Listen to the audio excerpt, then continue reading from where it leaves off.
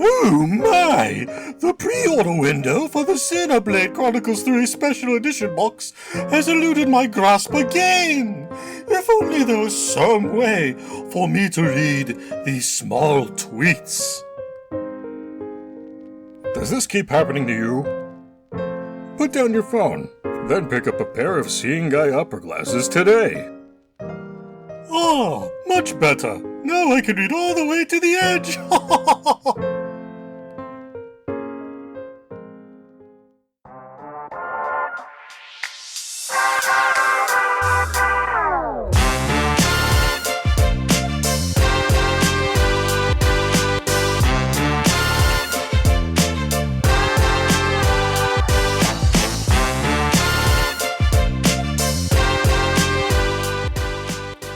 Hello, party people. It's your boy Dre. As if you didn't know that. Maybe you didn't know that. Maybe this is your first time listening to Fine Time. If that's the case, we welcome you to, what is it called? I forgot. Fine Time. Holy shit. Kevin, you ever hear of Fine Time? Maybe in passing. Okay. I mean, I handed out cards and everything, Steve. Everyone should hear of Fine Time. Yeah, isn't Fine Time that podcast where they pour potato chips all over the room and they have to see how quickly the dog or the Roomba can suck them all up? I mean, is this a game you played in college or something? Or is this like, I've never heard of this one. We didn't have Roombas in college, Andre. I don't know how we would even... I'm old like you. I don't know. How you guys didn't have electricity in college. Yes, we did our algebra by the candlelight at 7 p.m. You had a vacuum that's like one of those old rotary lawnmowers, except for carpets. We yes. Calculated our D&D damage with an abacus. Clickety clack. Oh, wait a second. The resistance to fire. Okay, clickety clack some more. All right. I am sort of dreading this and about to enjoy this because I'm about to talk about the monstrosity that is Jak 2. I'm just going to start at the beginning. Let it all out. This might be the worst popular game that is not Echo the Dolphin. Like, Echo the Dolphin has always been like the tip top of like, this sucks.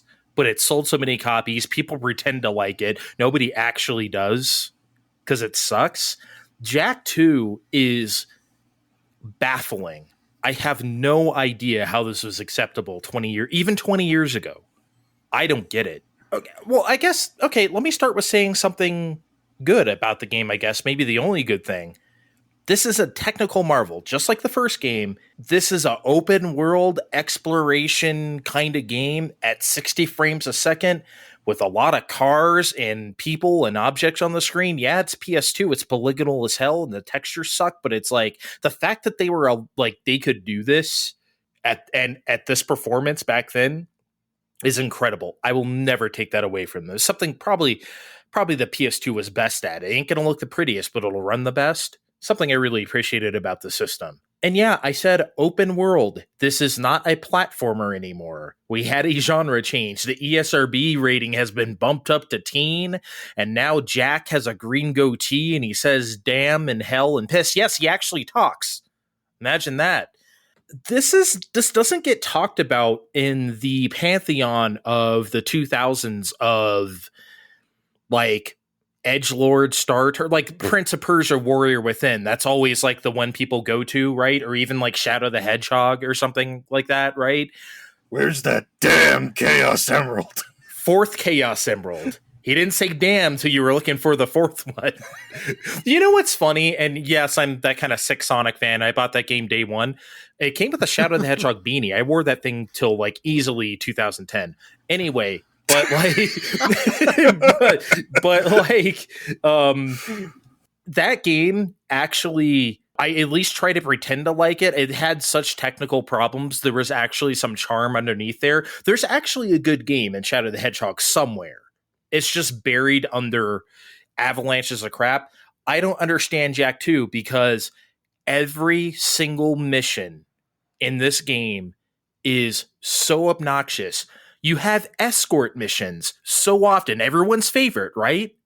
I've done maybe, I'm not joking, like over 10 escort missions, and they're all bad. There's stationary turret missions. There's racing missions where you have to get first place against 7 very aggressive AI combatants. There's skateboarding missions. Kevin, you have to play fake Tony Hawk for some reason. I'm so bad at Tony Hawk. Why are they making me do this? There's All of this sounds pretty good. There's escort missions that are timed. There's collectathon missions that are timed. There's racing missions where you can die and you are timed and that you have to memorize. Either you go through rings like Superman 64. Every single mission is bad. There is not a single good one in here. Oh, that part was kind of fun I can't say that about anything. It's just bad game design on top of bad game design at every turn. Because like I remember talking to someone about this. I say remember as if it wasn't like 3 days ago, who actually likes Jak 2, or they did at the time. I'm like, what about the part where you have to do this? Okay, yeah, that wasn't that great. What about the part where you have to play the stupid fake like Hatsune Miku mini game before that existed? Yeah, okay, that wasn't great. What about the part where you have to play Whack-A-Mole? Okay, yeah, sure. And I named like 7 things, and it's like, well, that's the whole game. Why do you like this? It also couldn't have helped that there's been this well, I wouldn't say revisionist because I've never played this, so I don't really have a stake in this, where everyone on the line lately has been like, hey, remember Jak 2? That's been a lot of fun. And I'm like, oh, Andrew's not going to like this.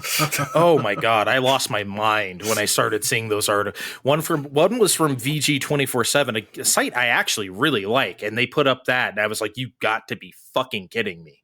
Are you joking? This game sucks. Like, also, these missions have the most annoyingly spaced checkpoints of all time. I'm dead serious. And this is not something I typically complain about, because it's like if something's fair enough, okay, if you have to even start back like 10 minutes or something, okay, I like those sort of marathon sprints of something. You have to get something just right and keep your wits about you, whatever. This game is so bitchy. There's like instant pits where you can just die, obviously. You can get shot up in a second if you don't know what's coming, and then you have to do the whole fucking thing over again. It's awful. Like so many badly telegraphed objectives and like cheap deaths that just, I don't know, man. There's an escort mission in particular where you have to protect 3 people who can take friendly fire, mind you. And you have to go through this entire sewer section where they're just plodding along. And if one of them die, or if you make the wrong move, or if you die, you got to start this whole fucking thing over, man. Imagine if you like lost a couple Pikmin or something. You had to start the whole day over. It's just ponderous, Steve. Dumber than GoldenEye, Natalia. I do not remember a thing about GoldenEye, but yes, from what I remember about GoldenEye, I was never annoyed at checkpoints in that game. Yeah, sometimes they were kind of like, okay, do I really have to do this part over? Okay, fine. Jak 2 is worse.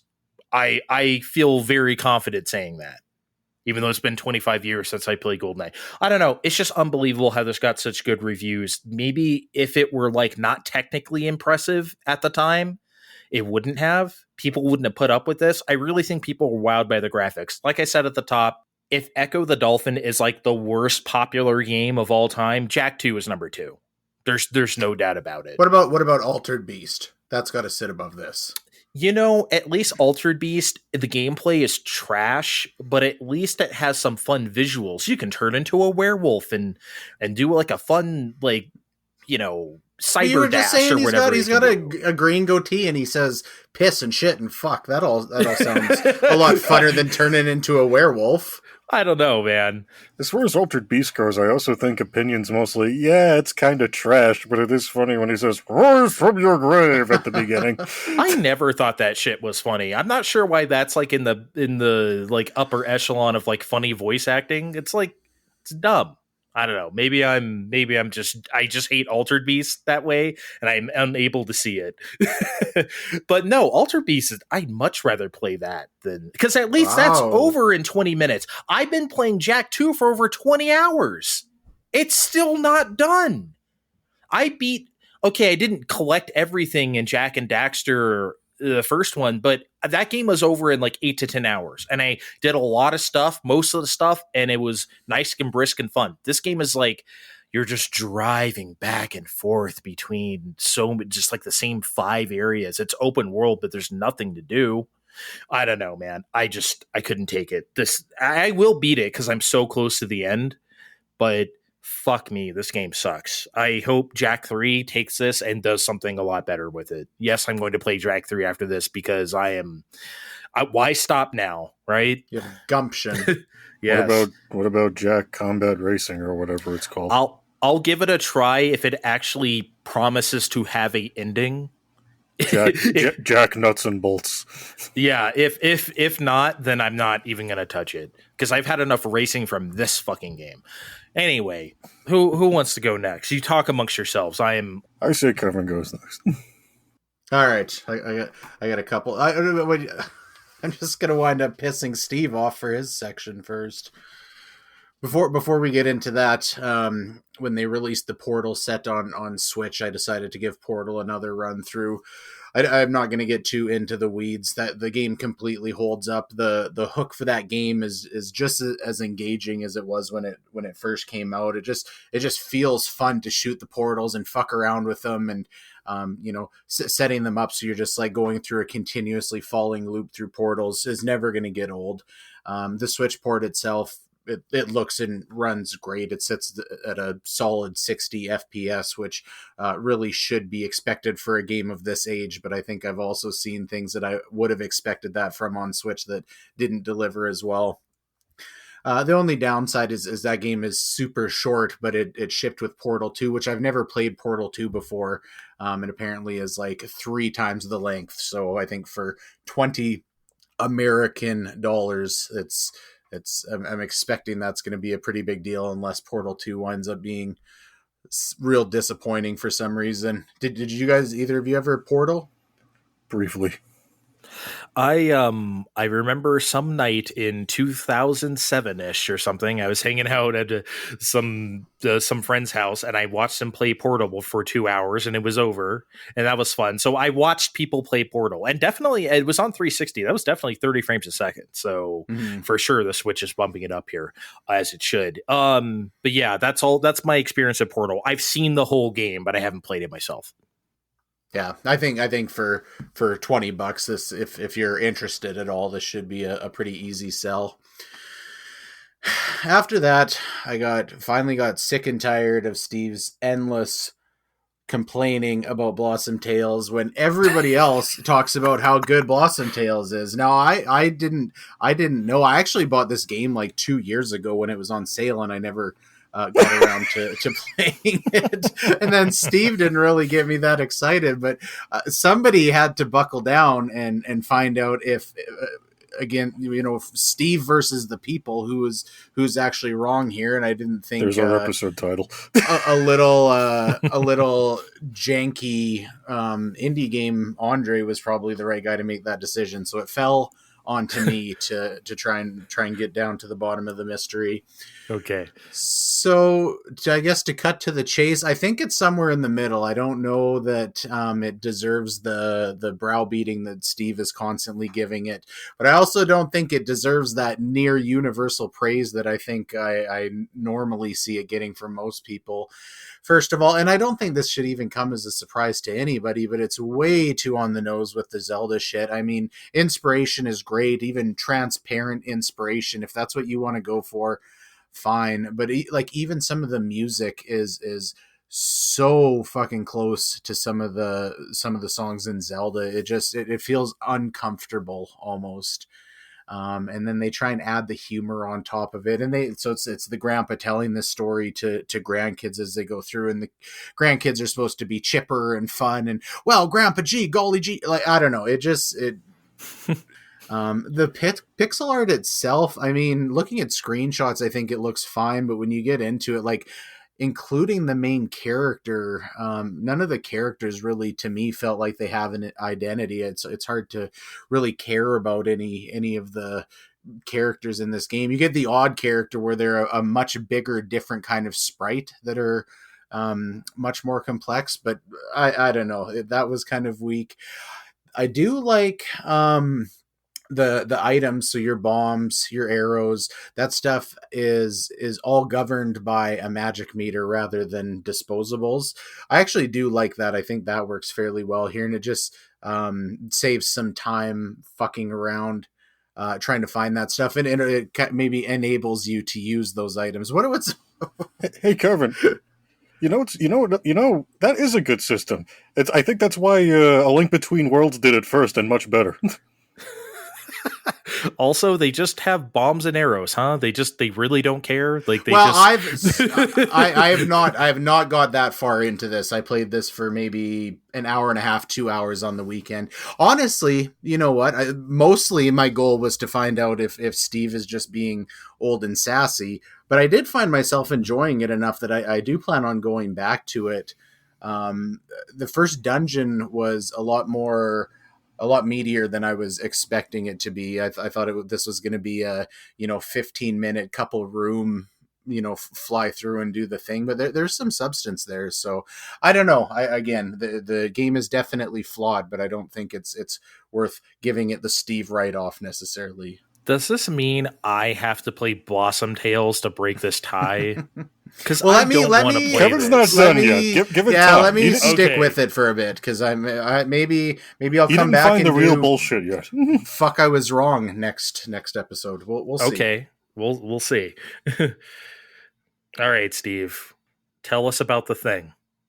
As I said briefly last time, like, I started playing Returnal like the day before we started recording the last show, and I'm sitting here going, yeah, everyone's saying this game is hard, but I'll have this finished for the next show.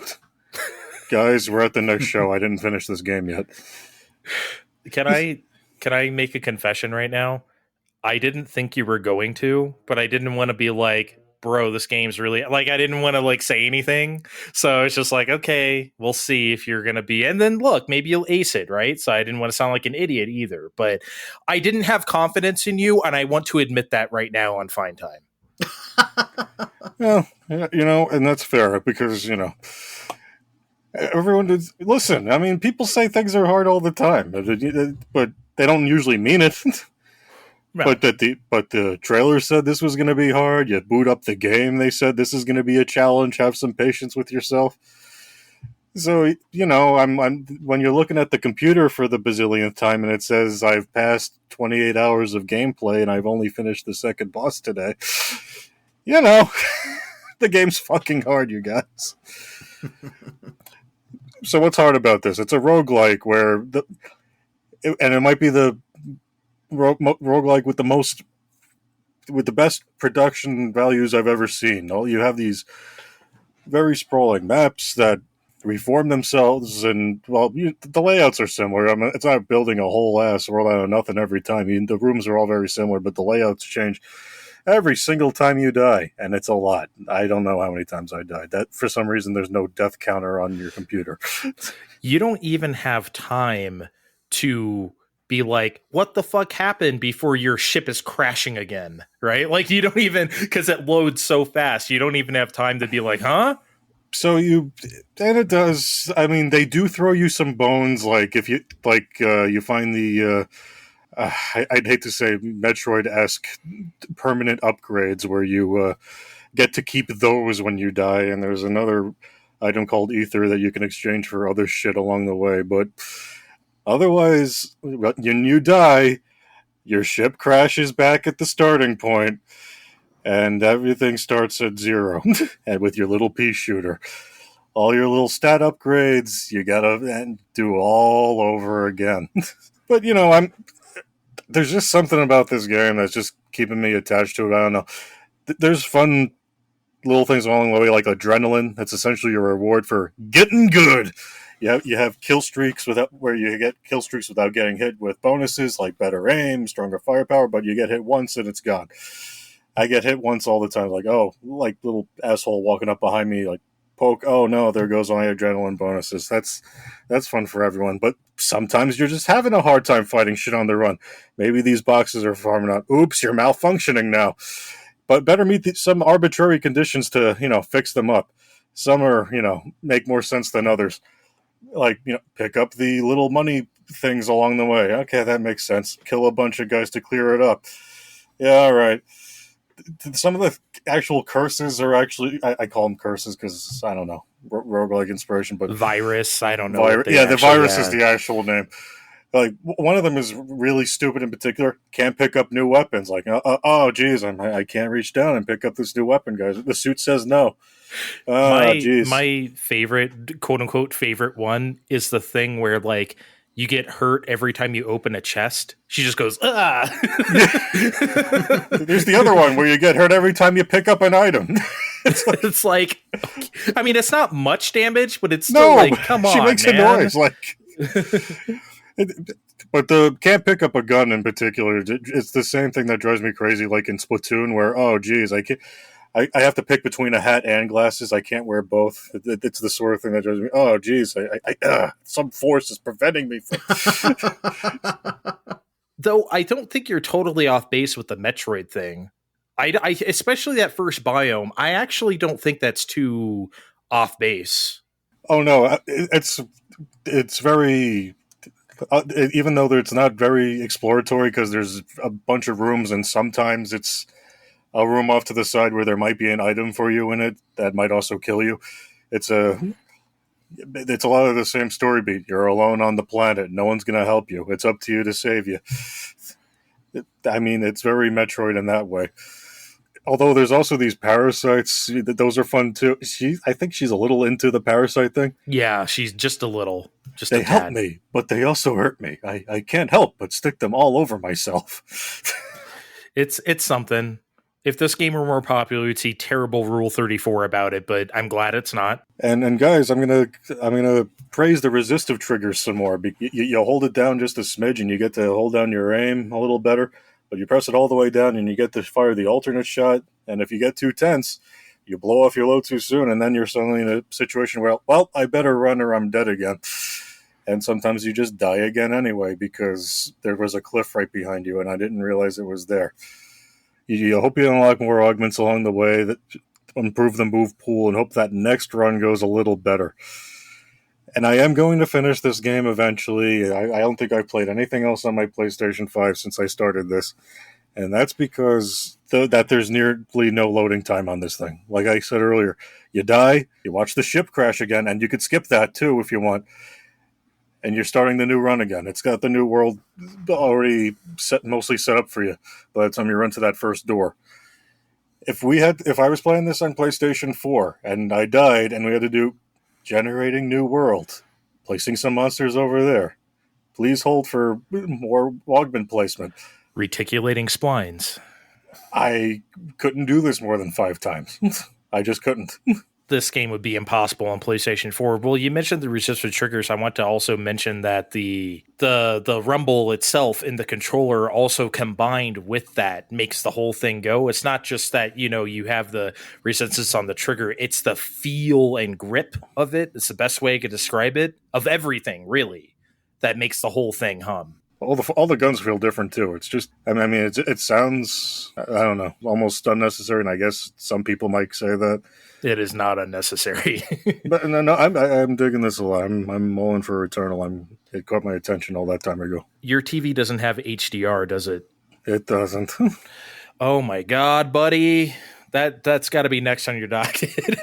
This game looks incredible on a really good TV. I mean, it already does for you, I'm sure. But like, you know what I mean? Like when you get that full effect, Jesus Christ.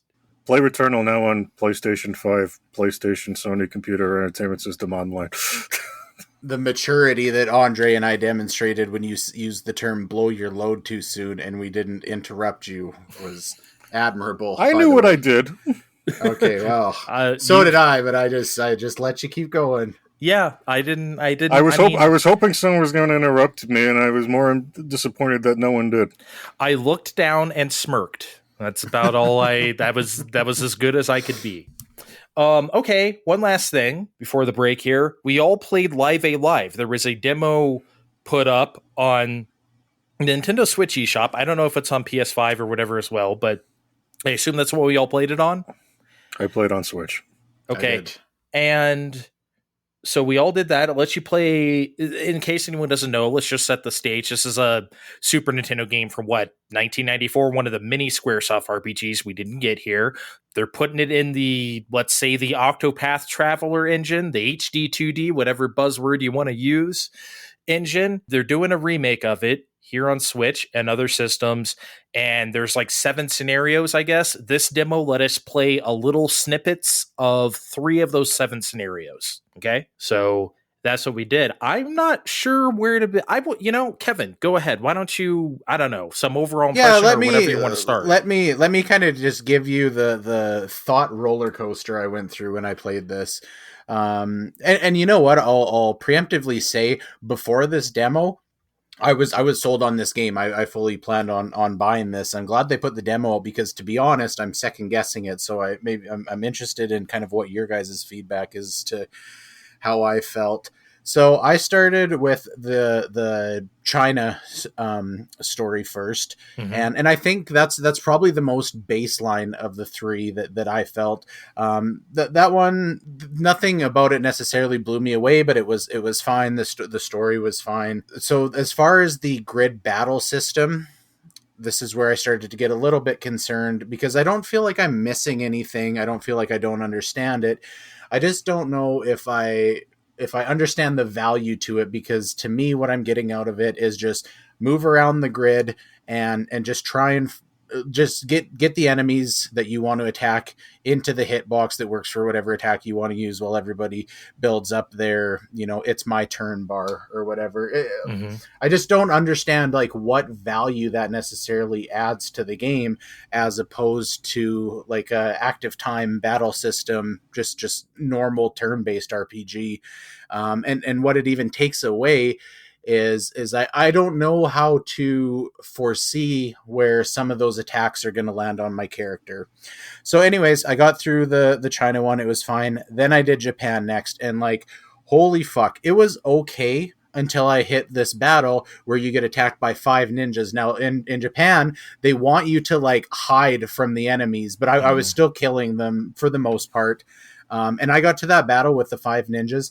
And so that one, you can't disappear into the shadows. You have to play through that one. And I died probably 7 times, and I tried every single tactic that I could think of. Now, there's no way that they expected you to grind more before this battle, because that hiding system like incentivizes you to not battle to a degree. It seems like that's what they want. And even if you killed everybody, I don't think I don't know what I was missing. I did it enough times that I finally turned that scenario off and backed out of it. And that's when I was like, okay, this game kind of fucking sucks. I don't know what they want. There's a distinction between like something like Advance Wars, where I feel like I'm not smart enough to know what to do, and this just felt like it's just vague and doesn't necessarily work. It's not that I'm not getting it.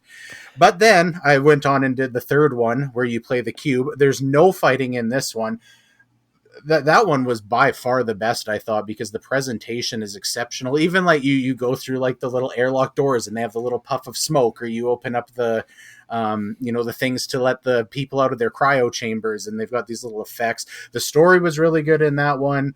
It was engaging. That brought me back around to maybe I do want to play this, but I need to understand like what's wrong with the fucking battle system.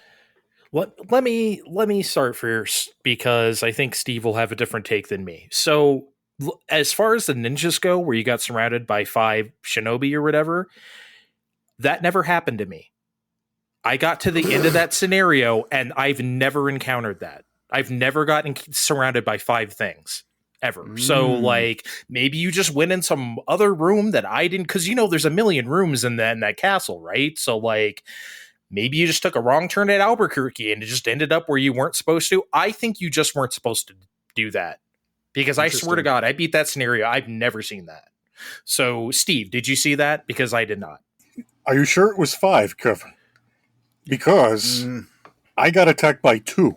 No, there was definitely, it was definitely not 2. It's one of the ones where they want you to kill the leader to scatter the rest, but the leader is positioned in such a way that you have to fight the other ones to be able to get to him, and then they just keep spamming you with this giant fucking fire attack. I don't know. I tried to avoid killing things too, but I had a bit of a learning curve with the Heidi sheet thing to hide in the first place, so I killed more than I'd care to. So maybe it was, hey, maybe everyone was catching on to your bullshit, and that's why they sent 5 after you.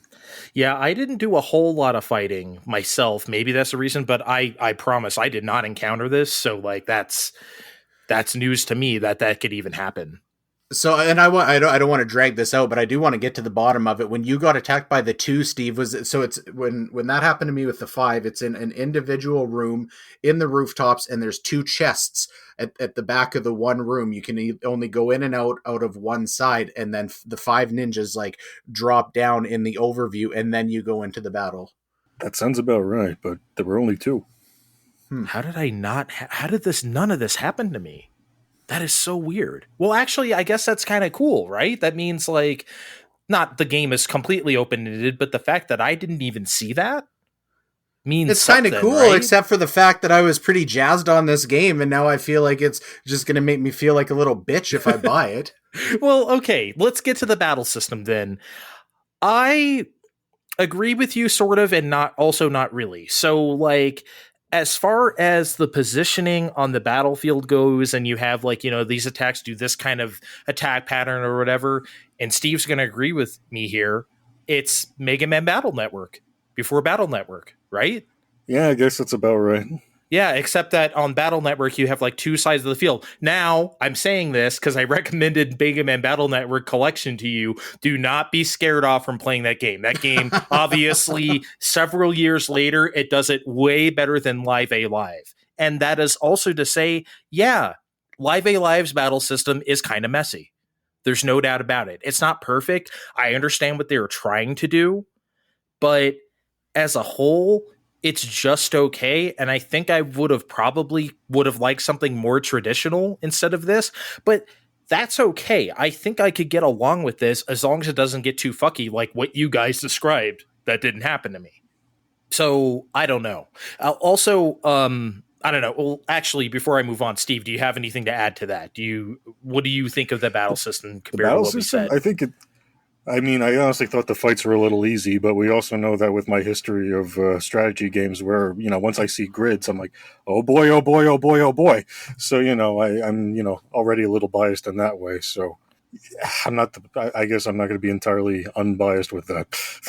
You didn't think it felt like weird? It's like you don't even know which way. I don't know. I felt like, especially when they attacked you, it's like strange. You can do the thing where you put like the fire tiles on the floor, but they also hurt yourself. So it's like, why would I do that? Yeah, it's like there's a lot of things here that don't really make that much sense, in my opinion. That's kind of how I felt until I got to this complete wall. I thought, I don't know if this necessarily makes sense or if it's adding anything. I didn't hate it until I got to that point where I tried every single tactic that I could think of over and over, and nothing was working. My other thing is that I guess just the one comparison that the devs themselves made to back when Octopath Traveler was being made, where they drew inspiration from Live to Live, and I guess that is the separate scenarios that might come together in the end. I think given that how all of these are so separate, I think if there wasn't a demo, I would have just played one thing all the way through to its conclusion, and then just went down the list. I wouldn't have necessarily hopped around like this demo forced us to. That's what I probably would have done myself. And I want to agree with Kevin about the space scenario. The space scenario is the best one so far. Mm-hmm. Was absolutely the best. I don't know, obviously drawing inspiration from Alien or whatever else you want to say, right? But like, if you're going to rip off from something good, right? I mean, what else? I mean, Japan ripped off Alien? I never. No, never. No. It's never happened. No, man.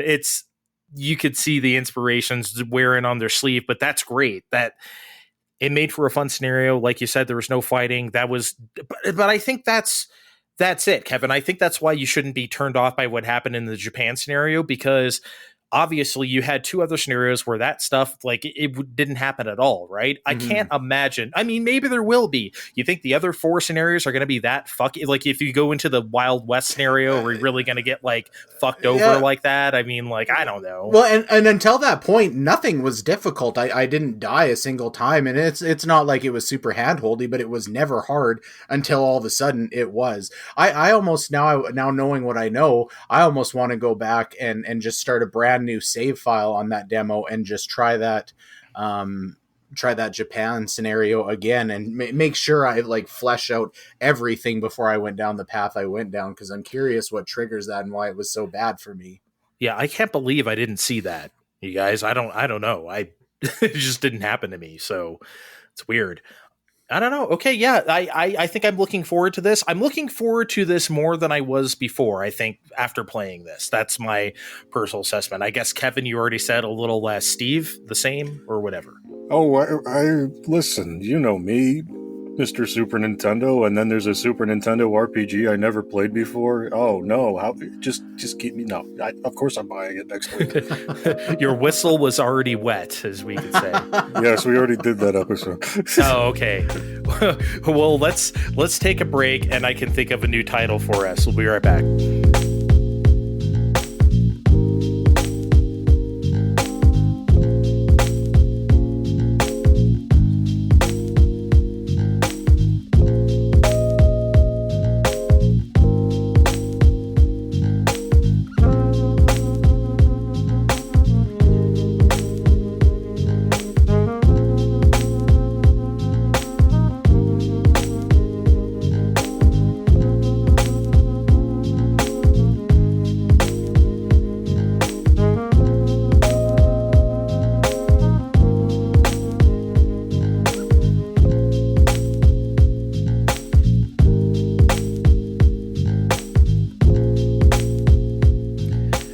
All right, y'all, we're back. It's summer. Yay. How about all that news that happened the last 2 weeks, Kevin? Whee! Oh boy, Steve, aren't you blown away by Can't believe they're making Clue Clue Land swimsuit edition. Oh my god, I can't wait. Yeah, guys, we can't lie. Summer news be what it is, which is to say nothing. We do have a few pieces of news that we wanted to get to, or big questions, if you will. And one of them is something very near and dear to my heart, because after 11 years and a whole supplemental concurrent game going on at the same time that they made, Phantasy Star Online 2 plus New Genesis, I keep wanting to say Neon Genesis, is finally announced for PS4 in North America August 31st. This was announced at AX. The less you talk about AX, the better. But that was announced there. To me, this is the best. I've been a PSO person since day one on Dreamcast, all those many, many years ago now. This, for me, is great news. Kevin, have you ever done any PSOing in the past, Dreamcast or otherwise? I've never done it, but I was very interested in this. It got a lot of airtime in EGM back in the day, and this is like right around the time that I first had any kind of dial-up internet. So I was actually just really fascinated with this game, though I have never played it.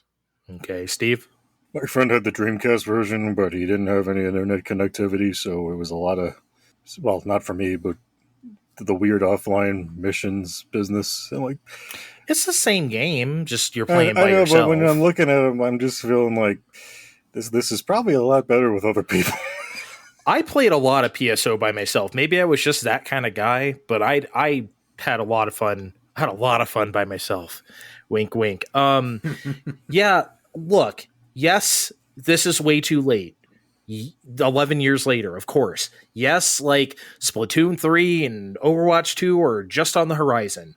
Yes, sinking big hours into like a very last gen game that's only going to have a PS4 SKU for now. I hope they upgrade it. Probably isn't as appealing as it would have been in like 2015 or 14 when it should have came out here, right? But it's here now, goddammit. I feel obligated to play this. I've ever since they said it was going to come here, and it didn't all that time ago, over a decade ago, and it's finally here on PS4. I mean, yes, it's been on Xbox. I don't have one. This is the first chance I'm really going to get to play this. I've always wanted this to happen, and it's finally happening, so I'm going to play it. Does this intrigue you guys at all? That's my question to you. For the nice price of $0, Kevin, will you even bother to try this? When you first had this in the show notes, I thought, yeah, maybe I'll give this a try. And then when I was brushing up on the news the other day, I watched a few trailers and videos of this, and I think it actually looks really fucking awesome. I get that it's last gen, but it looks pretty good. If anybody's kind of on the fence, go check it out online. And yeah, I'm definitely ready to give it a shot at least. Yep. That's good to hear. Steve? $0 has my attention because holy shit, that, as you just said, a lot of other things are coming out right around the same time. Yep. And now that we know that Overwatch 2 costs $0, it's, yeah, I'm excited, I guess. So I'm glad, I'm glad you guys are going to give it a shot. We can try on the old PS5 there and run this game at 360 frames a second or something. So anyway, Oh, Steve, next big question. Guys, are we fucking done with Amico yet? I hope not, because this shit's funny as hell.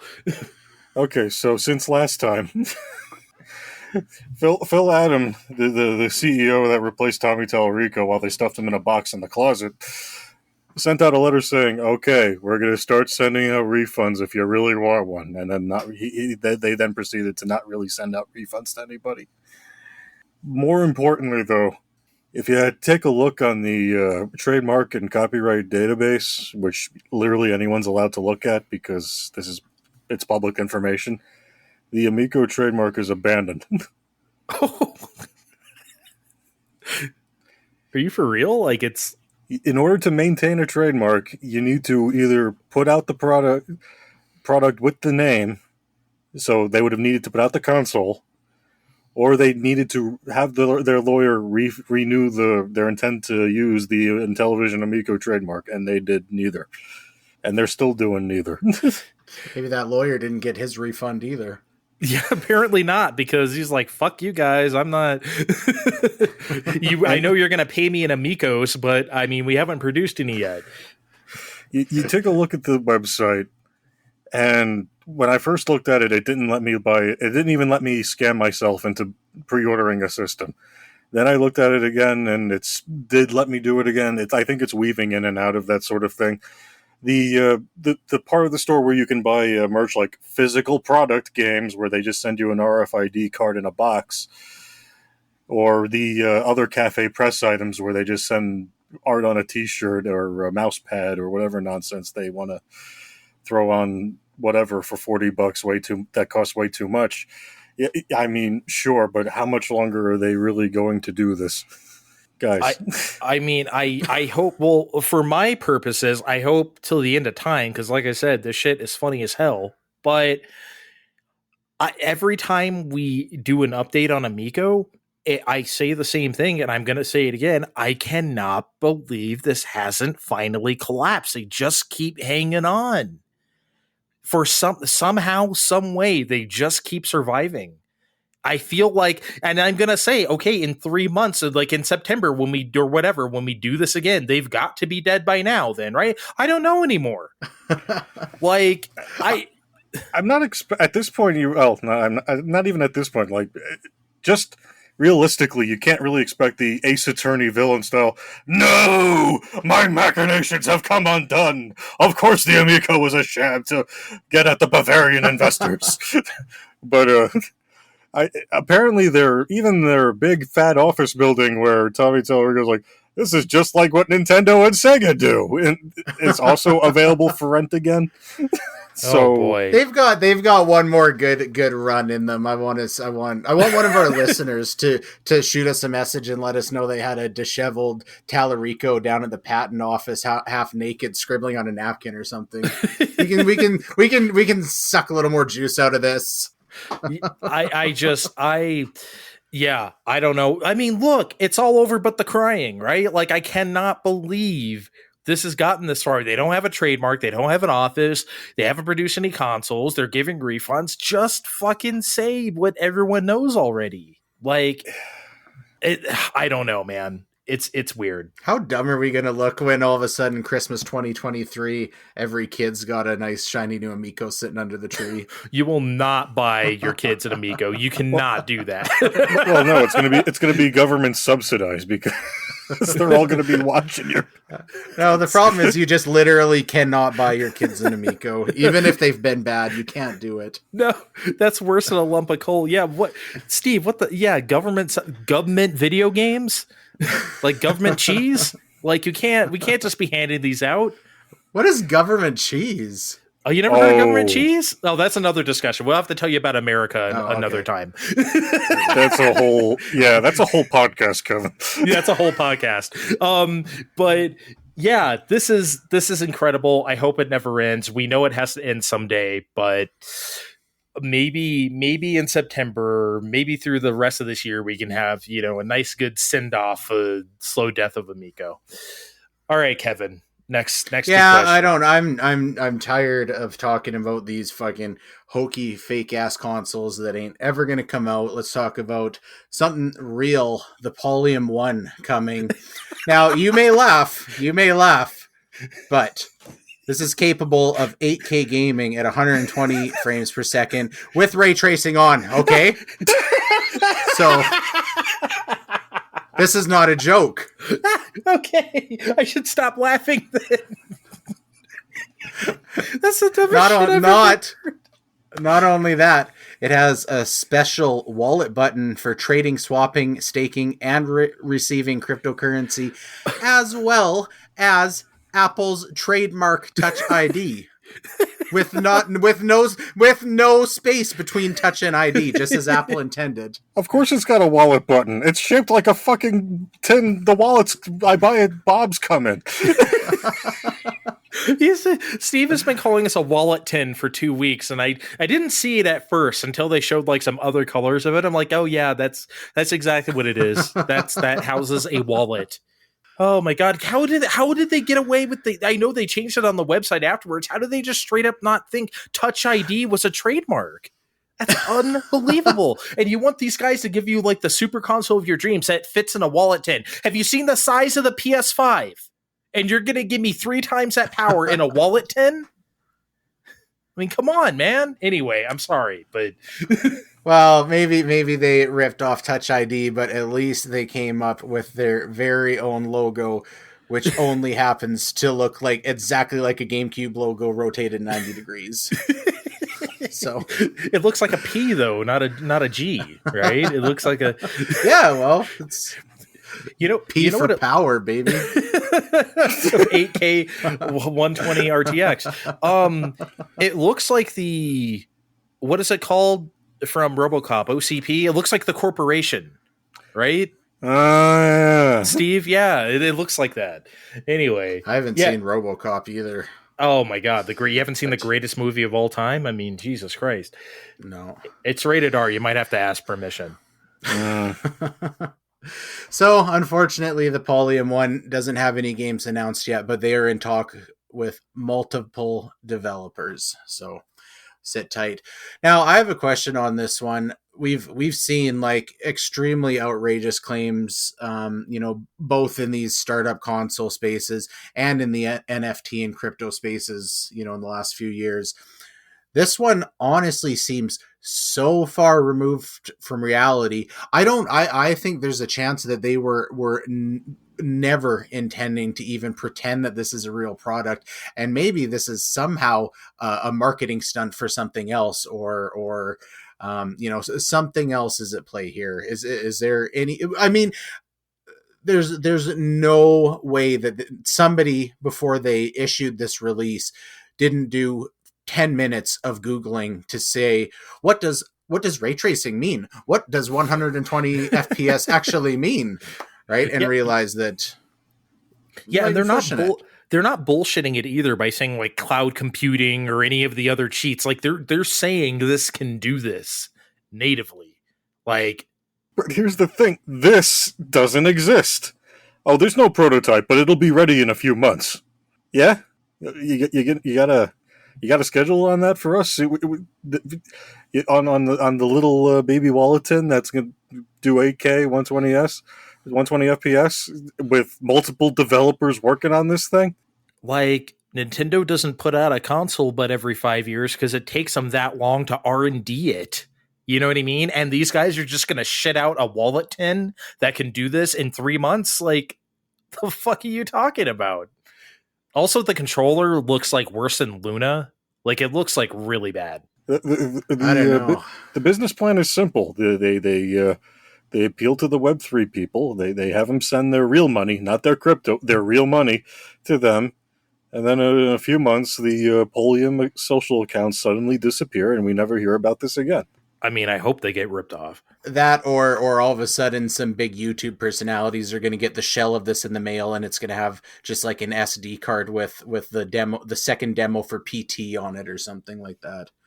Something sketchy's going on here. We need to at AK 120th RTX. We need to go back sometime and look at all the YouTubers that were paid to shill the Atari VCS, because that shit is amazing. Like, we live in an age of like vaporware that's like actually real and sometimes comes out and people get ripped off for it and like chill for it in this day and age. Like, I would love to do like a clip show sometime of like, I don't know what they paid you, but I hope it was worth it. If the backers are lucky, maybe in 6 months, they'll all get sent a wallet tin with a copy of Polarium for the DS. I mean, if anyone can find a copy of Polarium nowadays, I mean, be my guest. I had one. I don't know where it went to, though. Is it that expensive? No, I don't know. You know, I don't know the answer to that. I'm just saying Kevin, I haven't. Mr. eBay. I'm just saying I haven't seen one in a while. That's all. I haven't seen Andres in a while either. I'll show you my black and whites, baby. Okay. So, next big question. So, something interesting came out, I guess maybe about a week ago. So, the former CEO of Kadokawa Games, Yoshimi Yasuda, he shared an official statement revealing that a remake of Lollipop Chainsaw is in development at his new studio called Dragami Games. So, what he said was, and I quote, "We, the original development staff on Lollipop Chainsaw, think of the game as very precious to us and did not want to leave it in limbo where players who want to play it cannot. As a result, he purchased the rights to the game from Kadokawa Games and is being supported by, I guess, Warner Brothers or some other backer right now.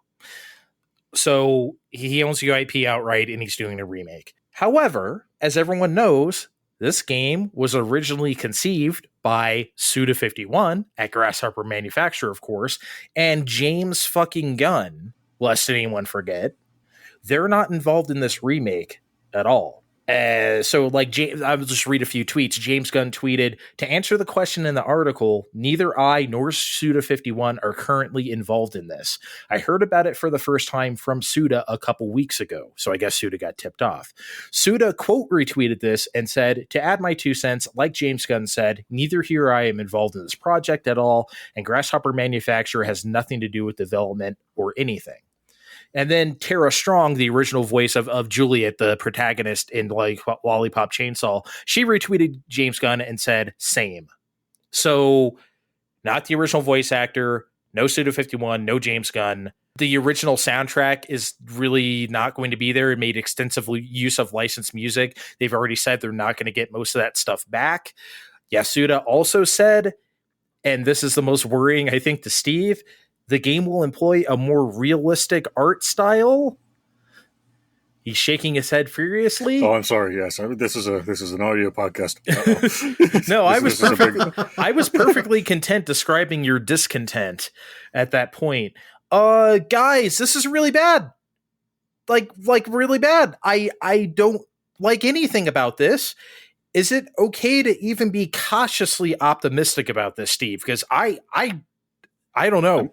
I'm going to give you a hearty fuck no, because if you might recall a few years ago where suddenly out of the blue, these guys out of nowhere saying, "We're going to remake Cult Classic 13 for modern consoles."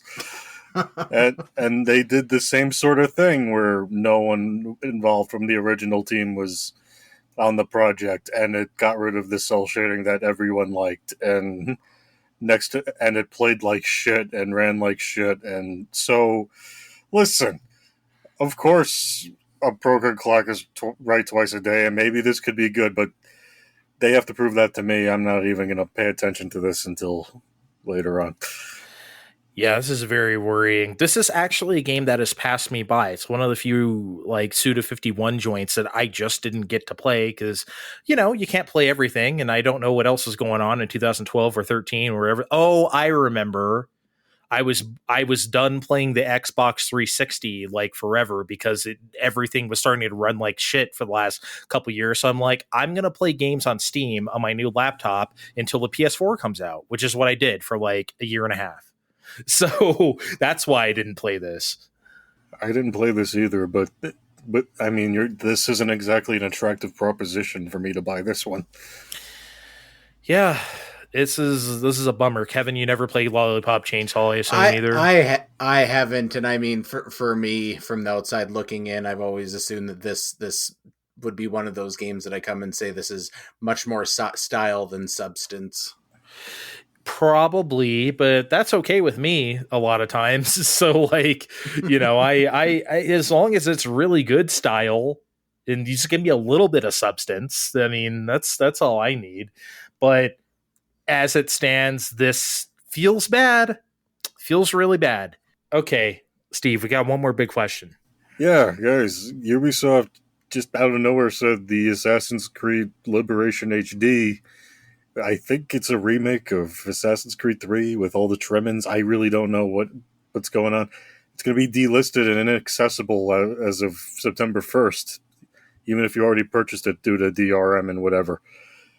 I know digital games don't last forever, blah, blah, blah.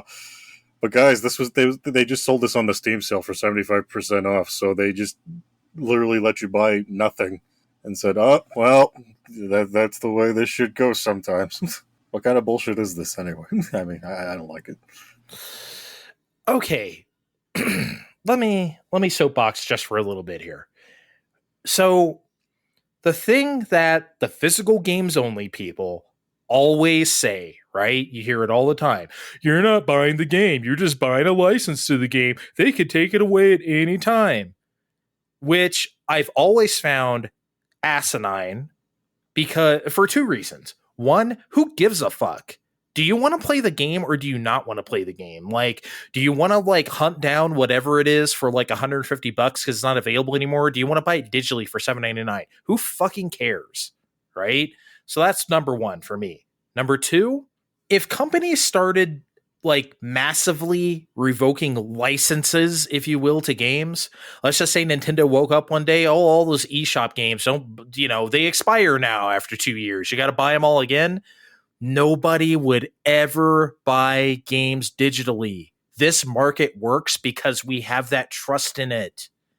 That's the whole reason why people do this. If they break that trust, nobody will ever buy this stuff again, and they know it. This is $1 billion industry. They're not stupid. They're not going to just all of a sudden start doing that type of shit. Yeah, digital stores start going down and whatever. But besides that, I don't really see it, Kevin. I don't know that I'm fully on board with that because I don't think there's ever going to be this grand plan that says, hey, we're doing this. And if you don't like it, suck it. But it might be more of a death by a thousand cuts things where we start to see stuff like this more and more often. It wasn't that long ago. We just seen in a couple markets, Sony, because of a licensing deal, pulling access to movies that had been purchased. So I don't know. I'm not saying this is all doom and gloom and we're going to wind up in this, like, all my digital shit has gone dystopia.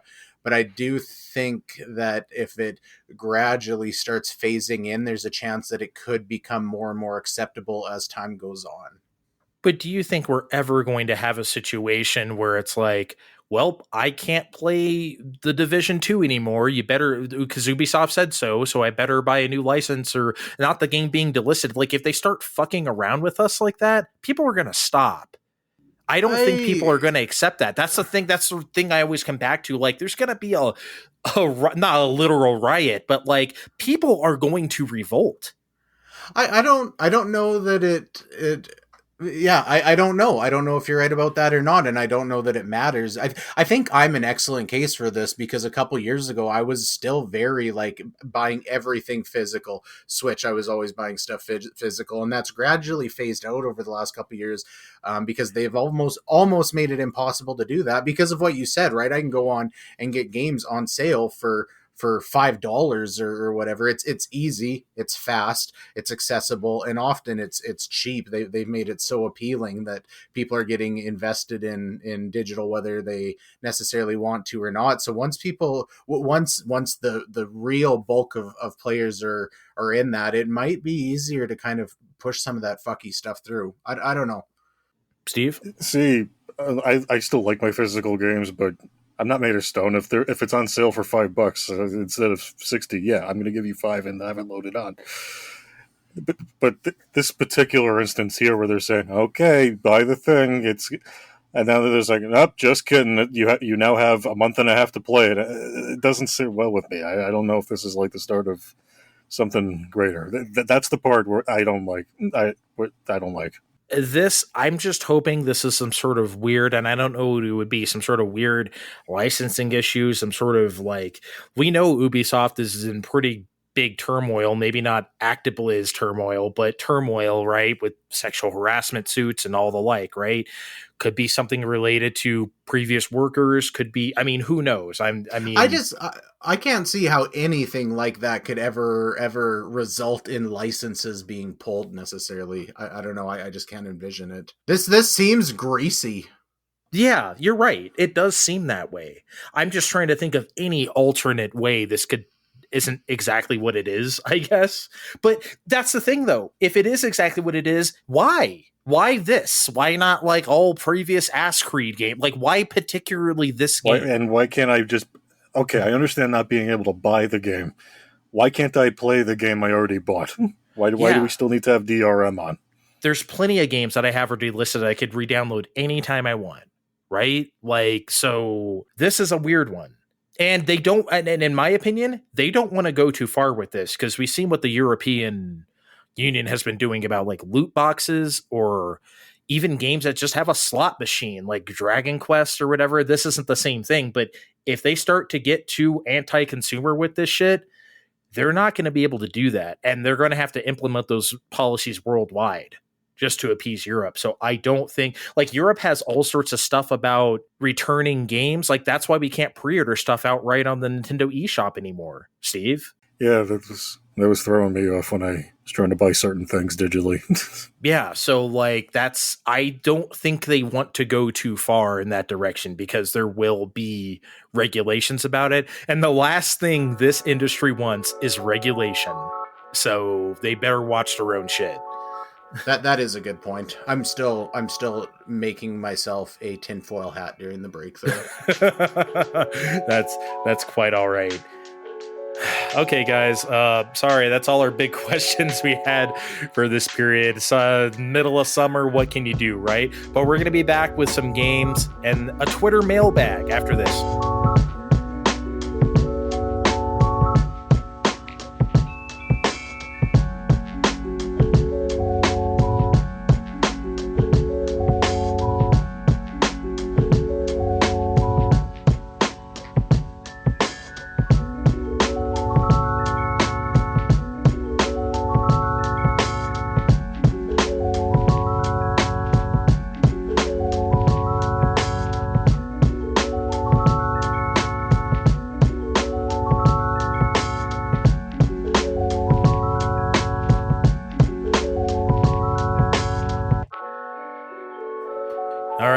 We're back, and we're gonna do our favorite game. Is it our favorite game on Fine Time? It's mine. I think it is my favorite game. Okay. Well, we're gonna play our collective favorite game on Fine Time. Everyone put on your big boy panties. It is time for JAV titles, real or fake.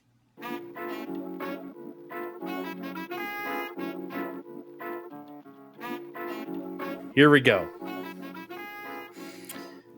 The first one. 900 Toes, 4 hours. The true artist's view of toes. Real or fake? Real. I think that's fake. How is 900 toes even logistically feasible? Not on one fake. Person.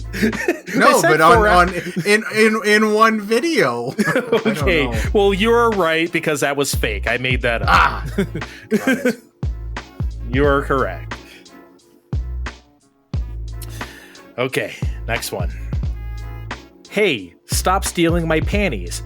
Ayako Sasuke punishes her perverted, balding salaryman neighbor. Real or fake? Her. What was the neighbor? What's his title? Real. Perverted, balding salaryman neighbor. Steve thinks it's real. I think it's real as well. That's fake. I made that up. Oh, Come on, buddy. Gotcha. the salary man, really, that took some ingenuity. Yeah, salaryman is a set word in Japan. You know, when you're just a ho-hum everyday guy at a office building or whatever, you're just a salaryman. Ah. Okay, next one. Upskirt footage paradise. The returning squishy action. Real or fake? My Steve turned fuck. up his nose. Like, Real. I also think real for this one. that is fake. Jeez! You're nasty. I am. I'm I'm just disgusting. playing Galactic Pool today. I told you I'm a pervert. You're a dirty boy. I got it. Okay, let's go another. Hot and sweaty sex that makes it difficult for her to breathe. Real or fake? Fake. Fake. Real. It's real. It is real. Oh, Jesus Christ. I don't like the way Steve is looking at me right now. He's really judging me for the 3 fakes in a row at the top, I think. Maybe it was the content of the 3 fakes and you should be judged. I should be, probably. Like Okay. if I look those up later and I find out they're real. Oh, they're fake. I mean, look, they could be real, but I made them up, okay? I didn't get them from anywhere else. Okay. Next one. Pissing undercover detective. I'll clean up your act with my golden showers. Go on, drink. Real or fake? Fake. Okay. Kevin. Yeah, fake. Fake? That's real. You guys, come on, man. Usually no I'll be way to better know. than this. Kevin loves his wife. That's right. Is she a pissing undercover detective? I've seen less than 1/3 of these movies, so this is hard. Okay. Let's do a few more. I got 3 more here, okay? 3 more. Okay. Here we go. I enjoy masturbation to the distinct odor of an older lady. Real or fake? Real. That's fake. That's real. That is absolutely real, Steve got it. He answered quick on that one. I'm just saying. You got that one in the collection? Yeah. Real, 1997. Yeah. Top 5 seller. I enjoy masturbation to the distinct odor of an older lady. Part 6, the best, is his favorite in the series. Actually, it's 9. Okay, sorry. Didn't mean to get that wrong. Okay, a couple more. Horny mom can't cook. Dirty microwave 2. Real or fake? That's fake. Real. Yeah, that one is fake. It's absolutely fake. Dirty microwave 2. There's Sorry, no way I just that thought it was there's funny. no fucking way that Dirty Microwave 1 was successful enough to merit a sequel. I don't know. I feel like there's microwave nonsense. Okay, anyway. Hey, there's a lot of things you can put in a microwave. I'm just saying. Okay, last one. What?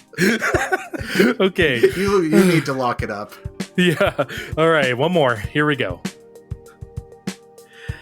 Jesus Clit and the Chipmunk Superstar. Real or fake? My mind says fake, but it's probably real. I'm saying fake though. Okay. I can't even process what you just said. I think that's fake. I think that's fake and you're sick. I am not. I am sick, but that is 100% real. Jesus Clit and the Chipmunk Wow. Superstar. 100% real. Well, even though Kevin loves his wife very much, he did win today with my 3 on my 1. So, Oh yeah, Right. you only got one. Yeah, you're usually. yeah, I guess my horniness is not with me today. I think this is the first time that I've out-hornied Steve on this game. Yeah, that's pretty good, man. You got Nice. it. Okay, let me wash myself off here from the JAV titles. I have sinned and I need to be cleansed. Do you got any of that holy water left, Steve? I don't keep any here. Keep some sinning around because we got gambling to do, my friends. Oh, that's right. We got gamblins. Don't be washing away your sins yet. Well, it's my career choice, so I can't wash away the gamblins at all. Steve, can you hit me with a nice fat you buy-in before we get going here? Let's do it. What are you buying? Oh, beautiful. What are we buying, Kevin? This is Place Your Bets. If you weren't with us a few months ago, go ahead and set it up, Kevin. Yeah, so every quarter we're going to go through with one bet per person. I've come up with the categories for these bets. I've got odds lined up. We each started with $1,000, and we're going to see how fast it takes somebody or how long it takes for one of us to either get super rich or squander all our money with our stupid video game assumptions here. So before we get kicked off, we're going to wrap up our first round of bets that ended at the end of Q2. So Steven's bet was the Amico is publicly acknowledged to be canceled by the end of Q2. He was given 3-1 odds for this, and he put $400 on that bad boy. So given that, as previously mentioned, Tommy's still hanging out down in the patent office, Steve is going to get a big fat lose on this one and be down $400. Tommy cost you $400, Steve. I would call this a photo finish, and the judges had to look over this real closely to Hey, make I sure. don't even public acknowledgement. I don't think even like letting I would say it's still not been publicly acknowledged. It hasn't. They're still dangling the greasy, shitty fishing line in front of everybody.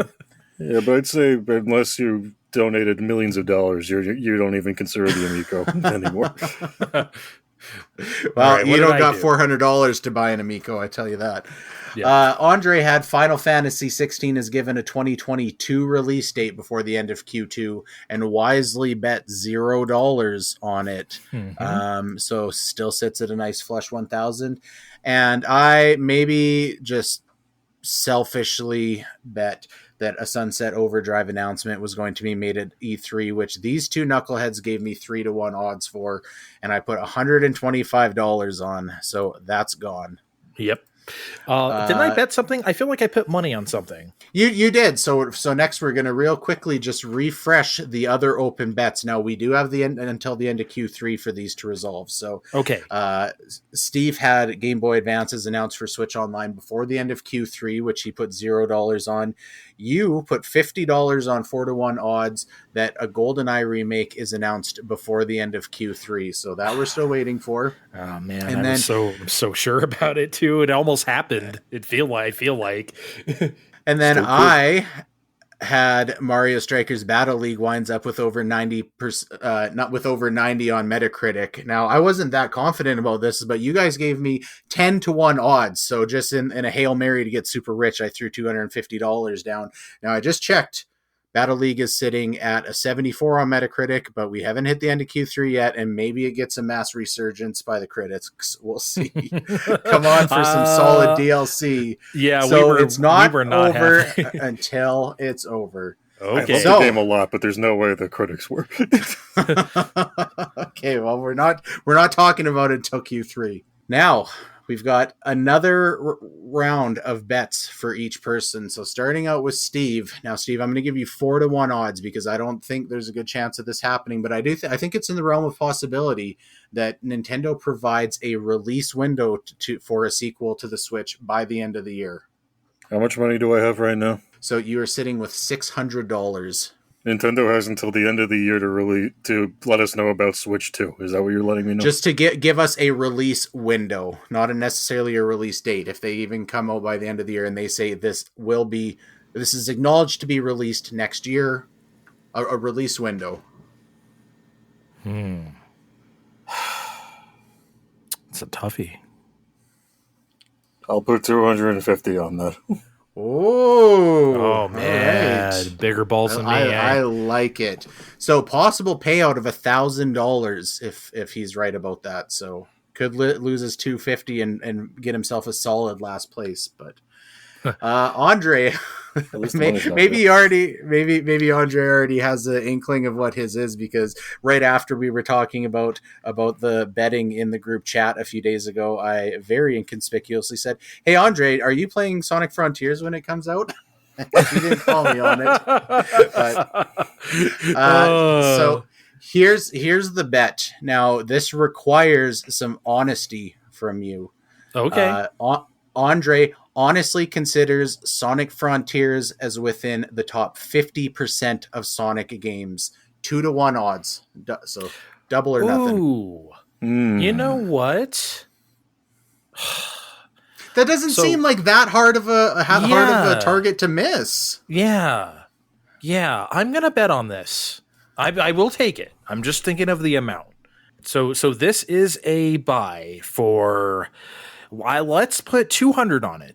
Let's say $200. $100. Yeah, top 50 percentile. I don't think that's too much. I mean, there's a chance that it doesn't happen for sure. And if I'm on the fence, I'll rank them all, and I'll try not to include, like Sonic and the Lost Brotherhood or shit like that. I mean, like real Sonic games. You know what I mean? Yeah. Okay. Wait, I trust you'll be the fair. bet's for his ranking or yes, my personal ranking. He my personal ranking considers it within the top 50% of Sonic games. Yeah. I'll be honest. I'll be completely honest. We'll know if he's being honest, because I'm sure we'll hear the "this is fucking stupid" echoing across the country. And Yeah, I think you'll know right away. Too near and dear to his heart to bullshit us. Yeah, I'll tell you. So. Okay, that doesn't seem All too right. out of line. So now I've got a bet for myself, which I will present, and then these two will give me odds for this. Now, maybe this is a little bit safe, but I certainly don't think it's solid. I'm going to say that Elden Ring definitely takes home Game of the Year at Game Awards 2022 this year. Oh, yeah. I'll tell you why, because I think it's trendy to like Elden Ring. I think even if a lot of voters like God of War Ragnarok better, it's just sexier to say Elden Ring is artsy. I wouldn't go higher than 2-1. I think that is absolutely happening, Steve. I hate that you're right, but yeah, just 2-1 here. Yeah, 2-1 on that. I think that is. All right. I think that's really good possibility. So I think it is too. I could double my money, but I don't want to go too fat on this one. We're gonna say $200. Okay, 200. All right. Yeah, I think that's the kind of game that wins all the awards at the Game Awards. Yeah, I kind of feel like that may happen, but you never know, right? It's not a guarantee. No. So as of now, Andre still got his starting $1,000. Steve is down to $600, and I've got $875. So once we wrap up with Q3 here, we'll do another round. Okay, that's good. I'm looking forward to that. God, please, Sonic Frontiers be like somewhat mediocre. You know how many bad Sonic games there are that you can easily leapfrog here? Like, come on, we can do this. Okay, so we're gonna do something we haven't done here on the show yet. We have a little Twitter mailbag. I put out on our official account, Fine Time Podcast, hey, you guys got any questions? Turns out you guys had a few. Who knew, right? I was just putting it out there. Okay, if we get like 2, that'd be great, right? And good questions. Yeah, really good holy stuff. Shit, you people. Yeah. So thanks, first of all. So I'll introduce the questions, and then you guys can have at them. So we're going to start with probably the meatiest one, I guess. So Manic Socratic asks us, by the way, if you don't know our pal Manic Socratic, follow him on Twitter, Manic_Socratic. He's on Twitch all the time. I don't watch a lot of streaming, guys. You know this. He is like one of my favorites. If I'm going to watch someone do it, it's going to be him. He's great. He's personable. If you like this show, you'll like him too. But he asks, Manic Socratic, what do you think are the biggest flaws in the current product strategies of Sony, Microsoft, and Nintendo individually. Do we want to do this by company first? Start with Sony, go with Nintendo, or do you guys just want a one menagerie? You want to go off? Yeah, I think we should. I think we should do company. Okay, Stick with the theme. Why don't we start with Sony? I'm going to start. You guys basically have all my personal salient points. I'm going to let you do most of the talking. So, Kevin, why don't you go first about Sony? What is their biggest flaw in their current strategy, I guess, in the marketplace? So I've wrapped this up into one word for me, which is complacency. It's not often that we've seen one of the main home console manufacturers sitting in top place for as long as we've seen Sony sitting in, and they're positioned to be sitting in there for this generation as well. There's clearly more hype for PS5 than Series X, so they're going to have another second in a row generation of being easily top dog in that dedicated home console space. So last gen, there was a few things that made them just seem a little arrogant to me, right? Crossplay was a big thing. They were, very like, why play anywhere but the best place to play, only on Sony platforms. Their online infrastructure, we've talked about this multiple times. It just seems like there's so many janky things that are so deeply baked in from the PS3 days. I think not being able to change your name was one of those things, but there's a lot of other, even like how cloud saves worked. There's just a lot of things that, what, maybe it seemed like they're starting to come out of that. But even with the name change, I'm sorry, just even with the name change thing, I changed my name a couple years ago. Not every game recognizes it. It's weird. There's weird things that seem broken in there, and it seems I don't know if it's just they're like such big problems that they can't like fix it without the house of cards falling down, or if they just don't give a shit. I think they actually do give a shit, but they just don't want to tear down what they already built. They need to revamp their entire online infrastructure. It's been bad since the beginning, like personally. I don't think you can do that. You know what? And to their benefit, PS5, I have seen a lot less of that. PS4 had some deeply hidden but apparent problems. So even going on to talk about, some of the games that they're doing, I think to me, honestly, the Last of Us remaster really spoke volumes. I feel like they're really looking at what can only maximize profit versus, supporting art. And I kind of feel like they're teetering on the edge of a Don Matrick moment here. I don't think their dominance over Microsoft is guaranteed for the rest of this generation. I don't think that, Microsoft has a good chance of pulling into first, but I don't think it's said and done by any means at this point. And also the PS5 looks fucking stupid. How dare you? You don't ever talk about my baby, the PS5, that way. I want to pick it up right now and unplug it from the wall and cuddle it because you said that. Yeah, well, you fucking sit on top of it and fly into space on it if you want as well. God, I hope so. Steve, Sony's biggest flaw in the marketplace right now, in your opinion? Well, Kevin beat me to most of the good points, so I'm just going to cheat and bring up how I feel like information distribution can be a little better. The state of place, their take on Nintendo Direct, they're finally getting better. I have to say they're finally something we can finally get a little bit excited to watch. But yeah, we actually look forward to them now. And I really, really hate to give the trolls credit here, especially all the perverty ones, but why if you had to know when God of War Ragnarok was coming out, when you were doing that last state of play. There was no reason to make everybody wait a month. You could have let us know then. Did not sit right with me. That could have led this last state of play or concluded it. It would have been a nice hammer. Why did we have to wait another month for that? It would have been a lot better hammer than The Last of Us remastered, right? So everyone's been waiting for this game. Everyone's been waiting for this game. If it's not being delayed and you knew you had to have that date, things have to be set up to make sure dates hit in a certain way. You could have let us know. No, you guys got it. Oh, I agree with pretty much all of that, except that the PS5 looks stupid.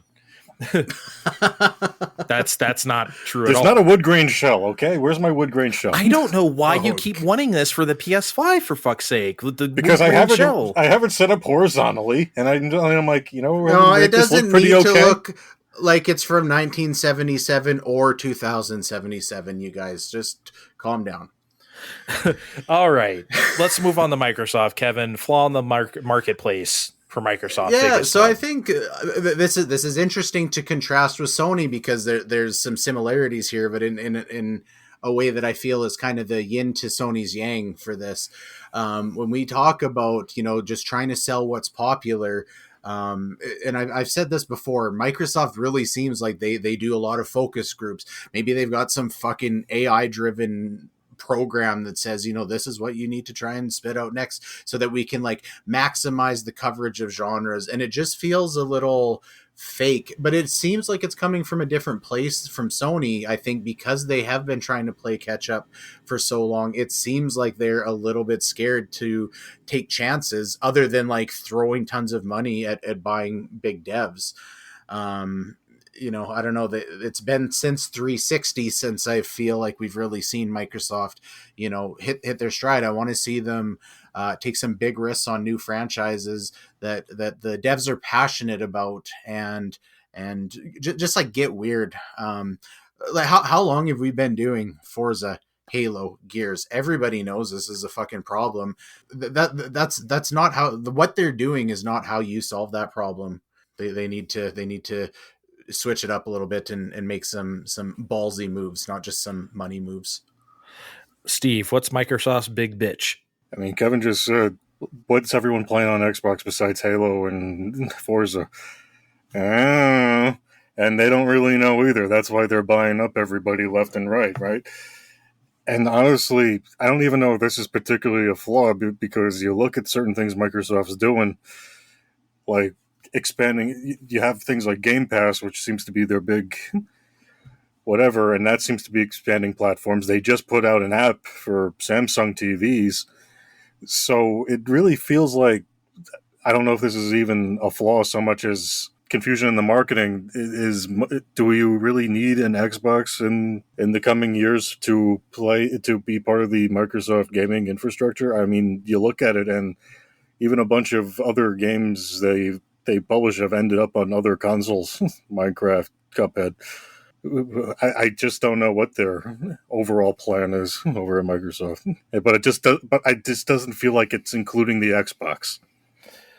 I always think of this for Microsoft real quick, is that it's like the GameCube problem, right? Get the games out the fucking door. You're not in a position anymore to be like delaying stuff like Starfield or whatever, right? You've got to do it. I'm not saying put out something shitty or whatever, right? But like a year delay on like Halo Infinite from launch is like really, I don't want to say inexcusable. That seems like a little too harsh, but it kind of is, right? You can't do stuff like that.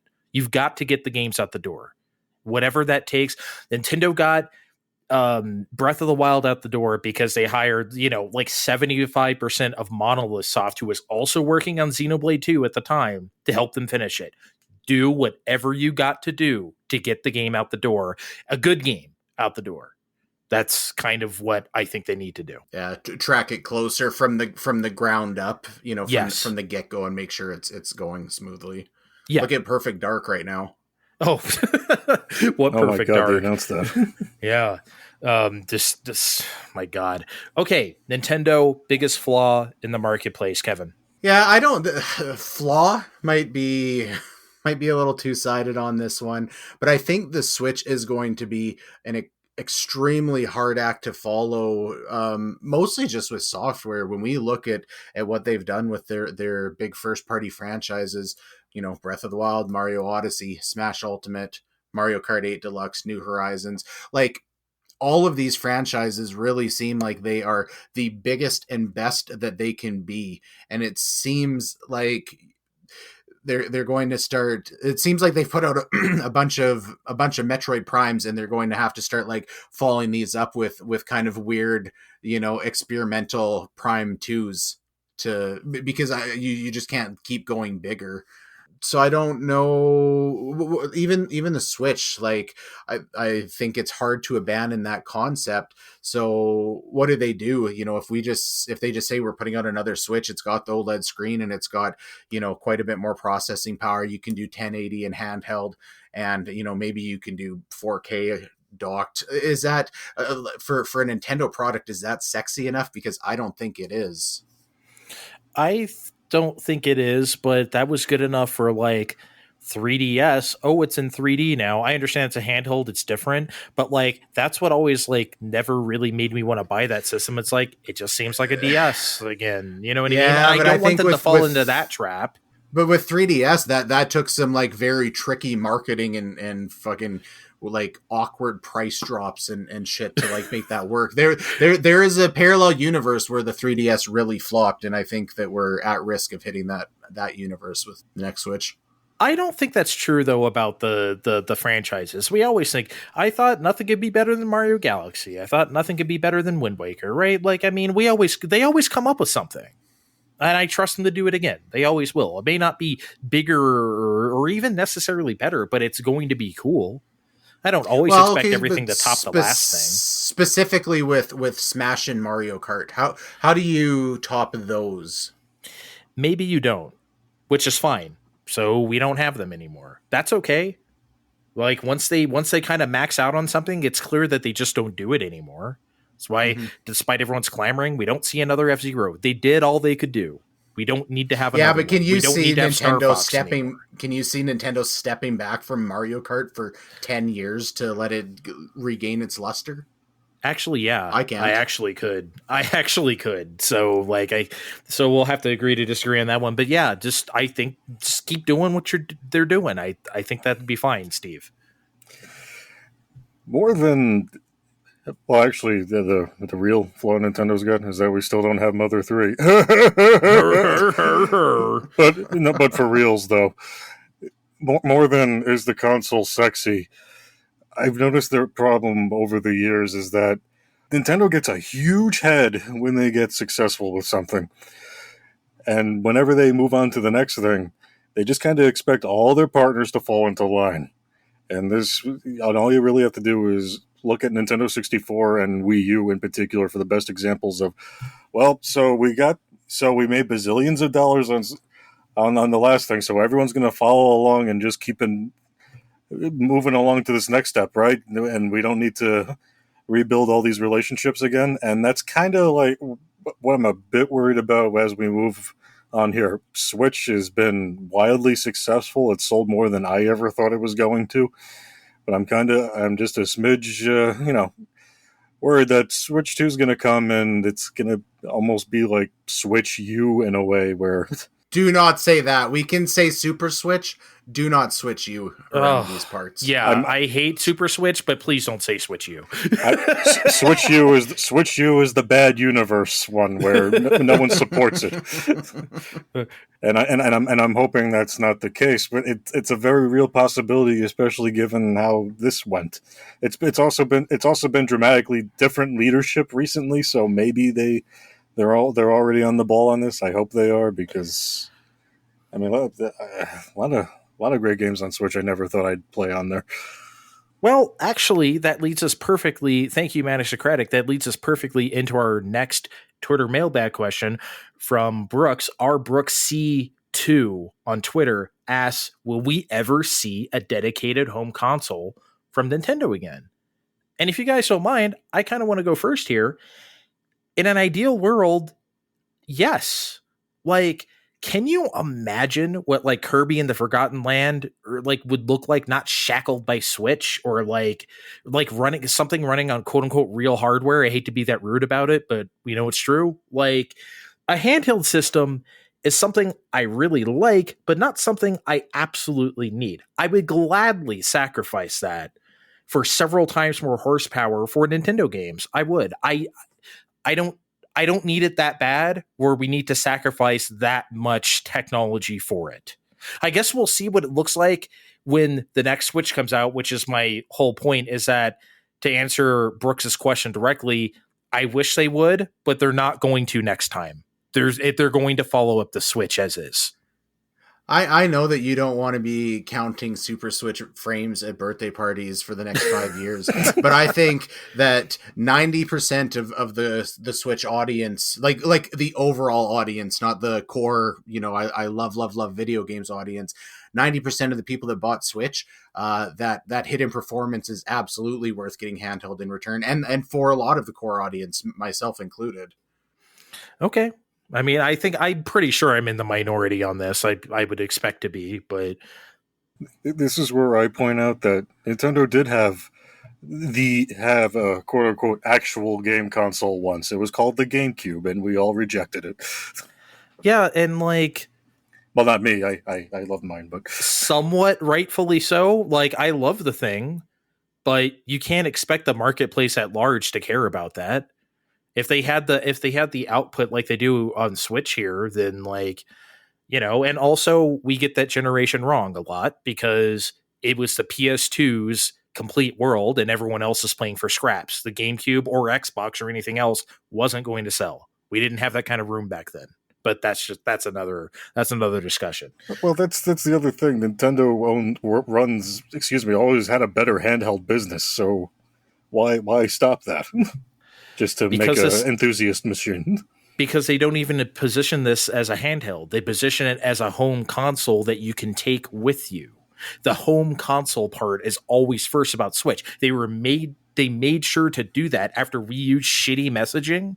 They made sure to be like, this is what this is. Whether that's true or not, some people can think of it as a handheld, some people, whatever, right? Especially if you have a Switch Lite.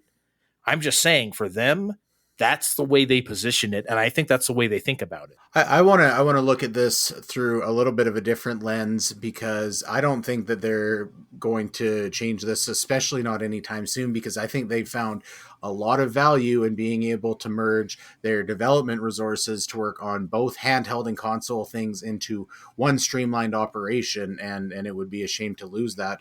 We know that famously Wii U, but 3DS also seemed like it had a lot of dry spells as well, and they've been able to eliminate that problem by having one dedicated platform. This is assuming, though, after they go dedicated home console again, that they will want to have a handheld, which I don't think they would if they were going to do that. So that's just me. That seems like but like Steve said, I feel like the best Nintendo has always been handheld Nintendo. That's where they really know how to perform. To abandon handheld outright, I can't see that ever happening. Well, I don't know. I feel like they may not think it's necessary. In a super ideal world, I would like for the Switch to continue as their handheld as they make a dedicated home console, and the Switch can just exist as something they can still put games on. That'll never happen, of course, but I wish that could happen. The Switch can transition into their handheld thing, but, you know, that's a pipe dream. Okay.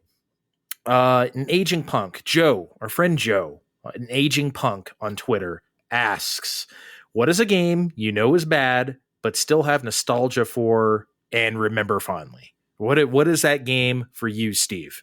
Guys, I gotta say, there's a lot of better fighting games, but there's a soft spot in my heart for Clay Fighter and its sequel, 63 1/3. Ew. I was 8, all right? Fart jokes and all that stuff was always going to win me over. You know? So fucking sue me. It's not a great game when you look at it now, but you look at the 64 version and what they tried to do, and when you read the magazines and everything from the time, and it didn't work, but they fucking tried. And you put it on the N64, you might say, no, you can't. So there's a lot of the cast that's very problematic. And I'm not just talking about how Earthworm Jim and Booger Man were in there and a crossover match 2 years before Smash Brothers. But, you know, I mean, I'm going to want to play that game. Gun to my head, I'll play Clay Fighter again before Balls 3D. Okay, what kind of comparison is that? Nobody wants to play Balls 3D at all, ever. Okay, I think I'll play Clay Fighter again before any of the SNK Super Nintendo ports. How's that? Well, I mean, of course. I mean, Jesus Christ. Me and my cousin rented Clay Fighter 63 1/3 because I was the one, the N64, right? So I brought it over for Thanksgiving. Ooh, I was I had the new system. So it's like, oh, let's go rent a game or two. One of them was Clay Fighter 63 1/3, and we played like 3 matches, and we just looked at each other like, I don't even, you know what I mean? We didn't even say like this sucks or something. It's like, you want to play more Pilot Wings? Sure. Yeah. We just turned it off. Like that was it. Like we could not get into it at all. Oh no, I'm freely admitting that because I was 8 to 11 years old. That's why it solidified that place there. Otherwise, if I was around your age, I'm sure I would have also gone back to playing Pilot Wings. Yeah, I was like 14, 15. I wasn't having it. Okay, I'll go next. Karnov. Everyone knows Karnov, the Data East hero guy. The guy. I don't know how much I don't know how much more I could say without being completely racist, but Karnov, Karnov is one of the most racist characters of all time. Is that true? I mean, look at this guy. Anyway, he's more problematic than most of the Clay Fighter pet cast. I'll say that. Oh yes. Oh yeah. He's one of the best characters of all time. Karnov is also like not a good game at all. I put a lot of quarters into this when I was a kid because I liked the funny music, which just repeats over and over again. The character was so cool. He could jump high. He could use all sorts of weird like items or whatever. I didn't know what I was doing, but I had a lot of fun. But that's why I had a lot of fun. I didn't know what I was doing. Then I got a little older and I'm like, yo, this game kind of sucks, but Karnov is so cool that it kind of doesn't matter, but it does. It's fun for about 2 minutes before it becomes like very stupid. I still love it. If this came out on Arcade Archives, I'd buy it. But like, I know it's bad, but I don't care. I love Karnov, and Karnov loves me. I'm going to, that's great for you guys. Yeah, I really wanted to just finally say that. I'm glad it's out in the open between me and Karnov. I just, I felt it was time. I'm glad for you guys as well.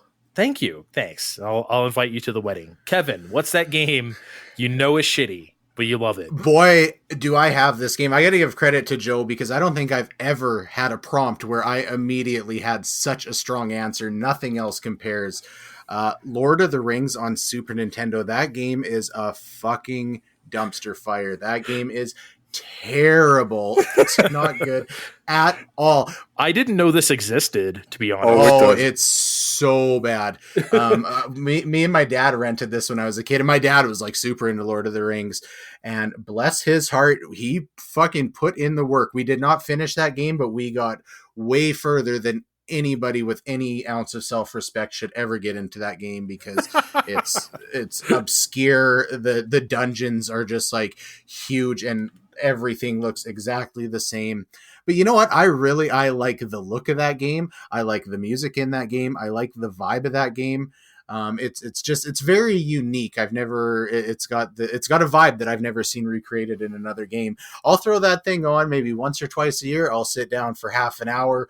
I know it fully sucks. I don't want to play it, but I'll just experience it and then I'll turn it off and I've had my fill and I'm never getting out of the starting area because it's not worth it. I just want it to wash over me and then leave me be.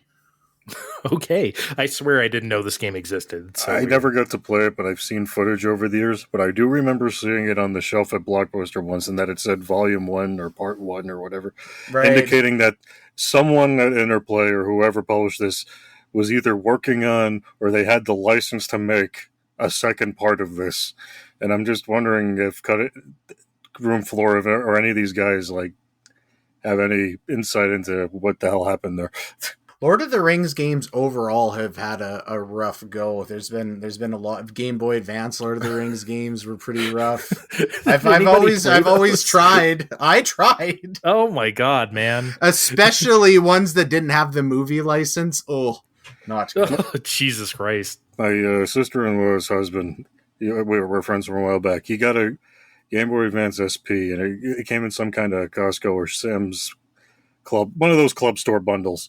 He's telling me about this years later after that. Yeah, I had a Game Boy Advance. It came with Lord of the Rings. I'm like, oh, you poor guy. No wonder you don't like video games. Boy, okay. I'm floored by that there was a Lord of the Rings SNES game that I just never heard of. It's just so weird.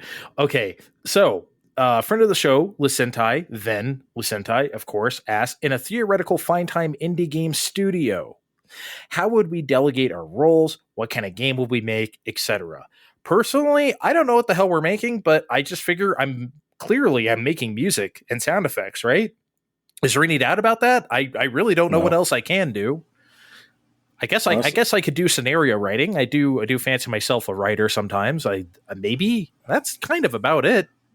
Don't think I'd be good at much else. I certainly can't do art or anything. So we're not going to be the kind of indie studio, quote unquote, that just buys other games that no one wants and publishes them for other consoles.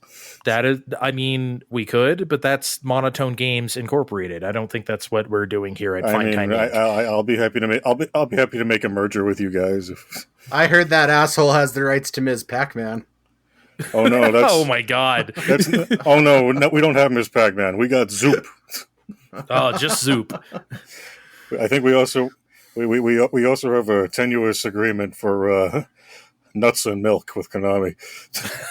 Nobody wants nuts and milk. Yeah, we discovered that. But yeah, I mean, what I'm getting at is that other than me doing funny voices for games, I don't think I'd really be able to contribute anything to a game either. That's why I just talked about them on the podcast. You guys are not giving yourselves near enough credit. I think you would both be invaluable to our game studio. Obviously, Andre is doing the music and Steve is doing the voices. Andre, I think you're producing. I think you do a good job of keeping the show on the tracks, and I think you would rule with a gentle but iron fist to keep things moving along. I had Steve pegged for the story and dialogue because all of that, Valhalla, like lots of talking, no video game kind of thing has to have given him some lessons at some point. Steve's put up with way more wordier games than I have. Exactly. He's like the writer. I think there might be a time where we've got to sit him down and say we've got to remove 50% of the instances of waifus in this game. But for 50%, you can't cut that down by 50%. That's her whole audience. Yeah, but it depends on like what kind of volume we're talking about here, right? I don't think that's our audience either, because I think I know what kind of game we're making. I think we're making a 2D sprite-based game, but with kind of an interesting hook. So I narrowed it down to an RPG, similar to Golf Story, where you're working your way up the local pinball circuit and you actually get to play pinball. As far as my role, I think I would do the pixel art, but as soon as we need real promo art, we're going to have to outsource it to Loose Sentai, obviously. So we're making Pinball Story. Was that his whole ulterior motive to begin with? Like to ask us this so we could make an indie game so we'd hire him to do like real key art? If they don't say I'm doing art, those fucking guys are dead to me. Yeah, I feel like that was the whole thing. All right, a couple more questions real quick. Ampilux on Twitter, he asks us, you are in a party of heroes in an RPG setting of your choice. Disregarding balance, what are your roles? And he says, bonus mode, no one decides their own role. I think that is perfect. So how about we round robin this? I'll decide for Steve. Steve decides for Kevin. Kevin decides for me. How about that? I want to have some input on Steve too, because I think I've got some ideas here. I'm just saying. Okay, well, look, I'll decide for Steve, and then you can tell me that I'm wrong. How about that? Okay. I think Steve has to be, and I don't see any way around this, he's a red mage. I don't see how he can be anything but a red mage. It's perfect, I think. I don't see any other role for Steve. What do you tell now, Kevin? Tell me I'm wrong. See, I think he's a healer because everything comes from barbecued meats or smoked cheeses. It's got this like food hook thing to it, right? All of Steve, he sends us these pictures of delicious homemade, smoked and cooked food. I would love to get damaged and healed with that. Not to be a total nerd, but there is a patisserie class in Bravely Default 2. All right. I think I made you my healer in Metopia, honestly. So that does make sense. You are casting a spell regardless. You're not a dragoon or something. Did you hear how close he nailed the I've come up with a new recipe when we were talking about Final Fantasy 15? Like, he was born to come up with the new recipe. I mean, look, if we're going to trust it, I mean, it's not going to be either of us. I'm going to trust him to come up with a new recipe.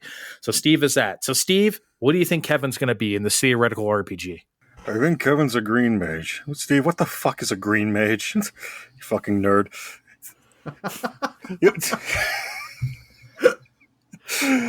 You carry a stick and you do status damage to most of everybody. Oh, so like poison and sleep and stuff? Like, And they're from Final Fantasy Tactics. If you're really getting curious, it's a lot of that, some nature elements because Canadian. Frog? Can you do frog? If you put your I think they can learn frog. Mini? Probably, yeah. Why am I asking you about every individual spell? What am I doing? Why is my identity only based around being Canadian? Is that all I'm good for? I mean, look, I don't didn't know. make You this up. based my identity around. Oh, he grills out in the backyard like a fat American does. I mean, I know, but that was a compliment. Oh well. okay. green I got nothing mage for that. apparently isn't. Okay, Kevin. What am I? What role am I? I originally wanted to go with gambler, but it's not working. Some sort of like gamblee, maybe like a wizard of some kind. But I think Andre deals only randomized damage from Kino. So can I just be Gambit? Can I just do that? Is Yeah, that sure. That's my favorite X-Men? I don't have a good category for this, but it's definitely based around Kino.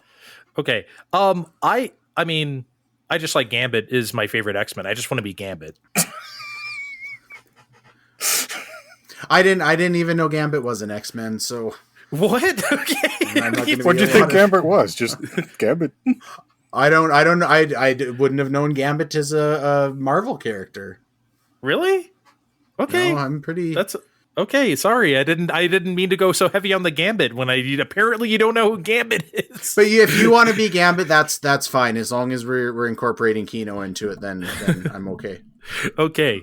I had Andre also as a gambler character, but going with Final Fantasy V / Bravely Default rules with minoring and bard.